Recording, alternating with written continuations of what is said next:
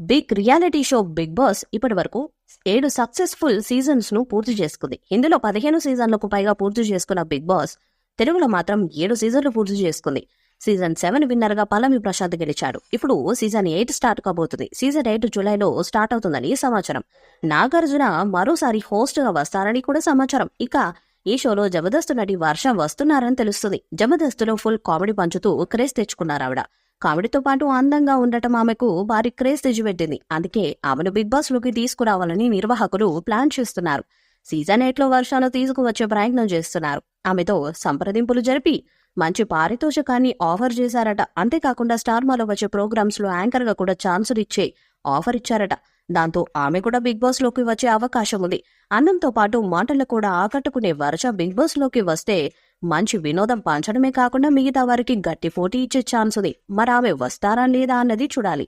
Season 7 winner గా పల్లవి ప్రశాంత్ గెలిచిన వెంటనే అరెస్ట్ అవ్వటం, రన్నర్ అప్ అమర్దీప్ కారు మీద ప్రశాంత్ ఫ్యాన్స్ దాడి చేయడం కాస్త ఇబ్బందిగానే అనిపించింది.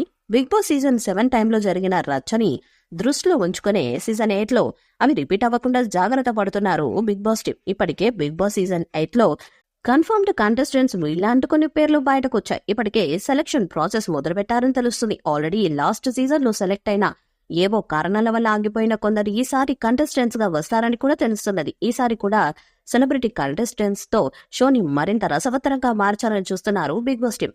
బిగ్ బాస్ సీజన్ 8 కి హోస్ట్ గా నాగార్జున గారే కన్ఫర్మ్ అంటున్నారు. ప్రతి సీజన్ కంటెస్టెంట్స్ మాదిరిగానే హోస్ట్ విషయంలో కూడా మార్పు ఉంటుందని అనుకోక నాగార్జున గారు హోస్ట్ గా చేయడానికి ఎలాంటి ఇబ్బంది లేదని చెప్పడంతో మళ్లీ కింగ్ నాగార్జున గారిని కొనసాగించేలా ప్లాన్ చేస్తున్నారట.